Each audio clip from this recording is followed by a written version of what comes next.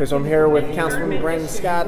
Right after we just saw him as one of the stars of the new Charm City documentary. For starters, just what was that like to kind of, see yourself on screen and see this thing that you've kind of heard about and been building so long be presented to a Baltimore audience? Well, yeah, I've seen it several months ago. The first time it was extremely weird to see yourself on film, but I think that this film will be great and it can have a great impact on the city when you see everybody, the community, Rose Street, Alex, Mr. C, the police officers, myself, all working to better Baltimore. I think that's what Baltimore needs to see. People need to see Baltimore, humanize Baltimore, and understand that this is not the city that folks talk about on the news every day, especially in the national news. But this is a city, really a charm city, where people actually care and work every day and will risk their lives to make Baltimore a better place. But it also shows that we have a lot of work to do in our city, and we have to come together and understand that the only way that we can truly have a city known as Be More is that we all do more.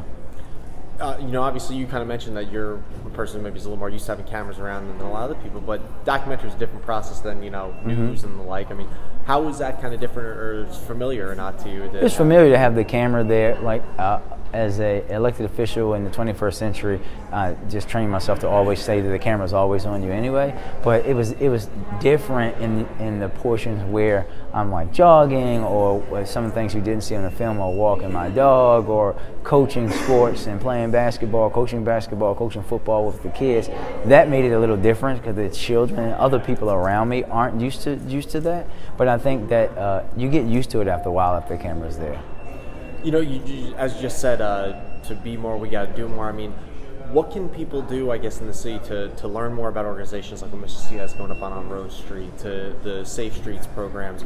What can we do to learn more about those, to maybe bolster them so they can kind of do more in the city? Because as you said, I mean, it's really going to be an on-the-ground approach, it feels, to help right some of the wrongs in the city right now. Yeah, I think that they should check out the documentary website, charmcitydoc.com, but also look up those informational programs like Safe Streets, like the Rose Street Community Center, like Community Mediation Baltimore that's doing great work in the city. And then think about volunteering for these organizations, donating to these organizations. Even think about volunteering in our schools, doing things like mentoring a young person, helping them with reading, tutoring. All these kind of things matter, but we know that all these kind of organizations and these people, most importantly, the best thing about Baltimore is the people.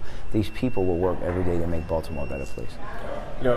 Everybody kind of always talks about the messaging in Baltimore and the people and how they're portrayed outside. I mean, how do you think a documentary like this will get a message or a portrayal of Baltimore out to more people as they see it? Well, I think that I hope people they'll see the real Baltimore when they see this film. This is not some dramatized thing. This is not a TV station or a news station or some national news anchor trying to get hits for his station or his YouTube video. This is people honestly every day working to heal their city, and you can see that everyone in this film loves their city, they cares about their city, and they just want Baltimore to be better. So this should change the world's perception of our city.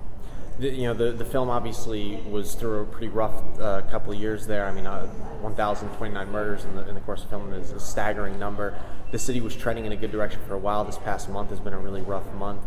Does it feel like we were on the cusp of something and we're sliding back? Does it feel like we're need to do something that we weren't doing before? Or, I mean, I guess where does it feel like we can maybe... It feels like that we have a lot of work to do. This is why I get up every morning. We're not going to solve this problem overnight. Like I said in the film, we have to understand that violence is a disease and should be treated as a public health issue. We can't think that we're going to just police our way out of this problem. We have to make those investments in education. We have to make those investments in people and healing people and families and communities and making sure that everyone has what they need from the time they're born until they turn 25 and they're ready to thrive. That's the only way that we're going to do this in our city, and we have to start doing that each and every day.